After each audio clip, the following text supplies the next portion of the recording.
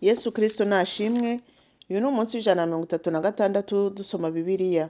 Turi mu gitabo cya Yobu. Uyu munsi turakomeza dusoma ibice 34 n'ibindi bice bikurikiraho uko umwami adushoboza. Reka dusome mu izina rya Yesu. Maze Elihu yongera kuvuga ati, nimwumve ibyo mvuga mwa banyabwenge mwe, namwe bajijutse mu ntegera amatwi, kuko ugutwi gusobanura amagambo nk'uko akanwa kumva ibyo kurya. Twihitiremo igitunganye, twimenyere icyiza turi kumwe. Yobu yavuze ati, ndi umukiranutsi, kandi Imana yankuyeho ibyari binkwiriye. Nubwo nta rubanza rundiho, mbarwa nk'umubeshyi, uruguma rwanjye rurenze urukiriro, nubwo nta gicumuro mfite.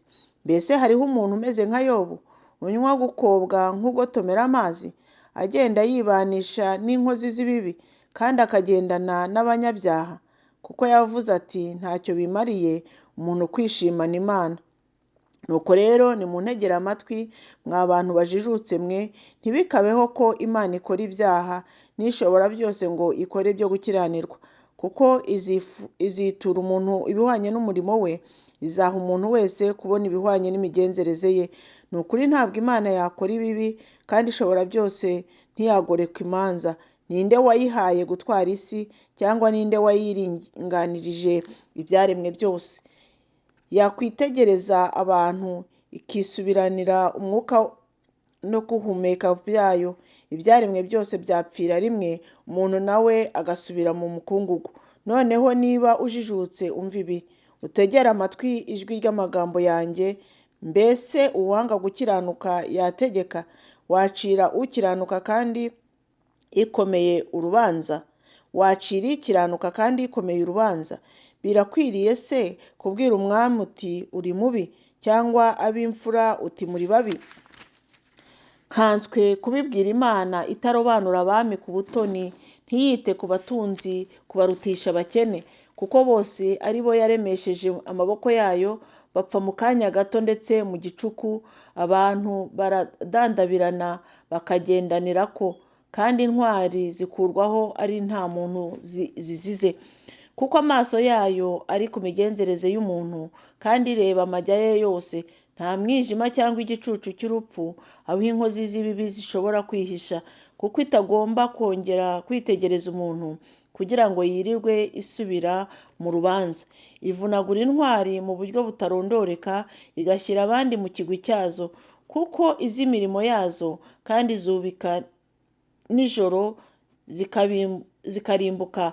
Zikubita nk'abantu babi ku mugaragaro imbere y'abandi barora, kuko zayiteshutse ntizite ku nzira zayo zose.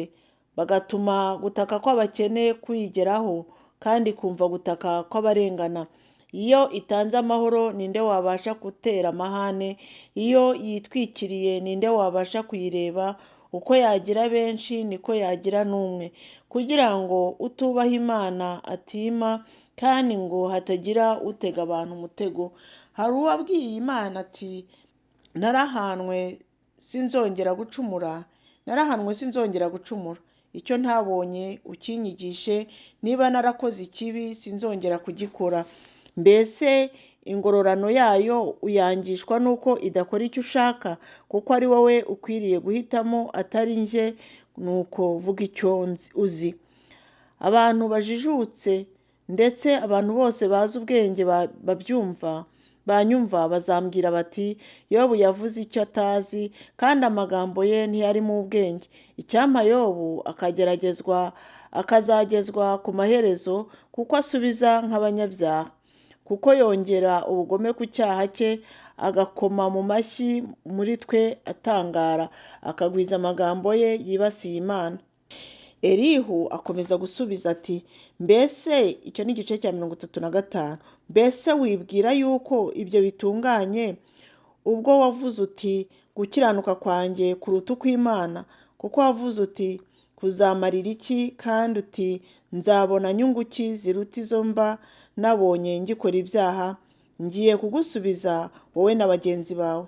Itegereze mu ijuru urebe, kandi witegereze ibicu biri hejuru uko bigusumba. Niba warakoze icyaha hari icyo uyitwaye, kandi ibicumuro byawe niba byaragwiriye nabyo biyitwaye iki? Niba uri umukiranutsi hari icyo uyihaye, cyangwa se icyo ihabwa n'ukuboko kwawe ni iki? Icyakora ibibi byawe byababaza umuntu umeze nkawe, kandi umwana w'umuntu gukiranuka kwawe niwe kwagira icyo kumumarira. Batakishwa no kurengana kwinshi kubwo kubabazwa n'amaboko y'abakomeye nicyo kibatera gutabaza. Ariko nta wavuga ati Imana umuremyi wanjye iri he? Kandi ariyo iduha indirimbo mu ijoro, ikatwigisha kuruta inyamaswa zo mu isi, kandi ikaduha ubwenge kuruta ibisiga byo mu kirere. Nuko barataka, ariko ntihagira ubasubiza, bitewe n'ubwibone bw'abanyabyaha. Ni ukuri Imana ntiyumvira iby'ubusa, ndetse ishobora byose ntiyabyitaho. Nubwo uvuga ko utayireba, ariko urubanza ruri imbere yayo, nawe uyirindira. Ariko noneho, kuko idahoresha uburakari bwayo ntiyite ku gasuzuguro cyane, nicyo cyatumye Yobu abumburira ubusa akanwa ke, akagwiza amagambo atagira icyo azi. Igice cya 36. Elihu akomeza kuvuga ati, ba unyoroheye gato maze nkwereke, kuko ngifite icyo mvugira Imana. Ndazana ubwenge bwanjye mbukuye kure, kandi ndaturira umuremyi wanjye uburyo akiranuka. Ni ukuri ibyo mvuga ntabwo ari ibinyoma. Umuntu ufite ubwenge butunganye ari kumwe nawe. Dore Imana irakomeye kandi ntigira aho ihinyura, irakomeye mu mbaraga no mu bwenge, ntiramisha umunyabyaha, ariko itsindishiriza abarengana. Ntabwo ivana amaso yayo ku bakiranutsi, ahubwo ibicaza hamwe n'abami ku ntebe zabo, ikabakomeza iteka ryose bagashyirwa hejuru. Kandi ibyo baboheshejwe iminyururu bagafatishwa ingoyi z'umubabaro, ibereka imirimo yabo n'ibicumuro byabo uko bagenje bibona, kandi zibura amatwi yabo ngo bumve ibyigisho, ikabihanangiriza kuva mu byaha. Nibayumvira bakayikorera, bazamara iminsi yabo baguwe neza, bazamara n'imyaka yabo mu byishimo. Ariko nitabumvira bazarimbuzwa inkota, kandi bazapfa ari nta bwenge bafite. Kandi abatubaha Imana mu mitima yabo bibikira uburakari, iyo ibaboshye ntibarushya batabaza, bapfa bakenyutse, kandi ubugingo bwabo buherera mu banduye. Irokora abarengana ikabakura mu makuba, kandi akarengane gatuma ibaziburira amatwi. Ni ukuri iba yaragukuye mu makuba, ikagushyira ahagari hadafunganye, kandi ibishyizwe ku meza yawe biba byuzuwemo n'ibinure. Ariko wuzuwemo n'imanza z'abanyabyaha, urubanza no gukiranuka biragufashe. Hariho uburakari. Wirinde utayobeshwa no kwirarira kwawe, bigatuma incungu nyinshi zinanirwa kugucungura. Mbese ubutunzi bwawe n'ububasha bw'imbaraga zawe bwose byatuma utabona amakuba? Ntukifuze ijoro, igihe abantu bacibwa bakava iwabo. Itonde wowe kwibwira ibyo gukiranirwa, kuko ari byo wahisemo bikakurutira umubabaro ufite. Dore Imana ikoresha ibikomeye ububasha bwayo. Umwigisha uhwanye nayo ninde? Ninde wayitegekeye inzira zayo? Cyangwa ninde wavuga ati wakoze ikitaboneye? Ibuka gushimisha imirimo yayo n'ibyayo abantu baririmbaga. Bose barayirebaga, umuntu akayitegereza ari kure yayo. Dore Imana irakomeye kandi ntituyizi, imibare y'imyaka yayo ntibarika. Kuko izamura amazi akaba igicu, bigahinduka imvura itonyanga, maze ibicu bikayigusha, ikagwa mu gihugu ari nyinshi. Mbese hari uwabasha kumenya uko ibicu bikwira hose, akamenya n'uko imihindagano iva mu ihema ryayo?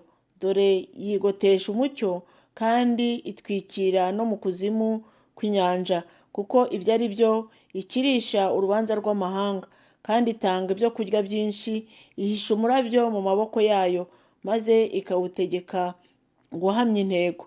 Guhinda kw'inkuba kugaragaza ibyayo, amatungo nayo akamenya yuko umugaru uhinduye.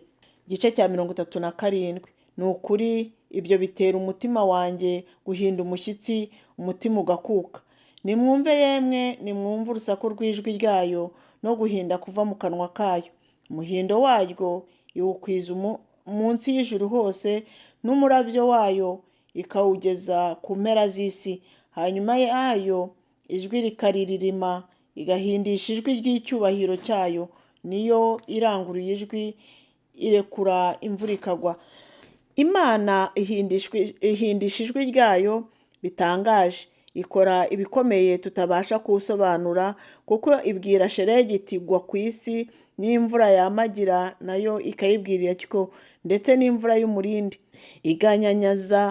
Igaganyaza amaboko y'abantu bose, kugira ngo abo yaremye bose babimenye. Kandi inyamaswa zigasesera mu rwihisho, zikaguma mu burumba bwazo. Umugaru urahindura uturutse ikusi, n'imbeho igaturuka ikasikasi. Iyababa izanwa n'umwuka wo mu kanwa k'Imana, maze amazi adendeje agafatana. Ni ukuri itwaza ibicu bya rukokoma amazi, isanze ibicu birimo umurabyo wayo, kandi irabiyobora bigakomeza kubunga, kugira ngo bikore icyo ibitegetse cyose biri hejuru y'isi ituwemo n'abantu. Igituma ibizana ni ukubihanisha igihugu cyayo no kukigirira ibambe. Umva ibi yewe Yobu. Hagarara witegereze imirimo y'Imana itangaza. Mbese uzi ko Imana isohoza, kandi uko itegeka umurabyo w'igicu cyayo kurabya? Cyangwa se uzi uko ibicu bireretse, yuko ari ibitangaza by'iyo ifite ubwenge butunganye? Ntuzi ko imyambaro yawe isusuruka iyo umuyaga w'ikusi woroshye mu gihugu? Ese wabasha kubamba ijuru ufatanije n'Imana, ko rikomeye nk'indorerwamo iyagijwe? Utwigishe icyo dukwiriye kuyibwira, kuko umwijima ari wo utubuza kubitunganya. Mbese yabwirwa ko nshaka kuvugana nayo? Cyangwa se hariho umuntu wakwifuza kumirwa bunguri?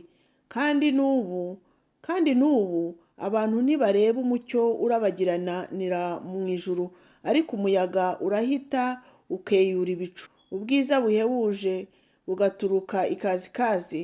Imana ifite ubwiza buteye ubwoba. Ishobora byose ntabwo twabasha kuyishyikira. Ifite ububasha buhebuje, kandi igira imanza zitabera no gukiranuka kwinshi. Ntabwo irenganya. Nicyo gituma abantu bayubaha. Ntabwo yita ku bantu bigize abanyabwenge. Mugire umunsi mwiza. Tuzakomeza ejo dutangira ibice 38 kugera kuri 42 dusoza igitabo.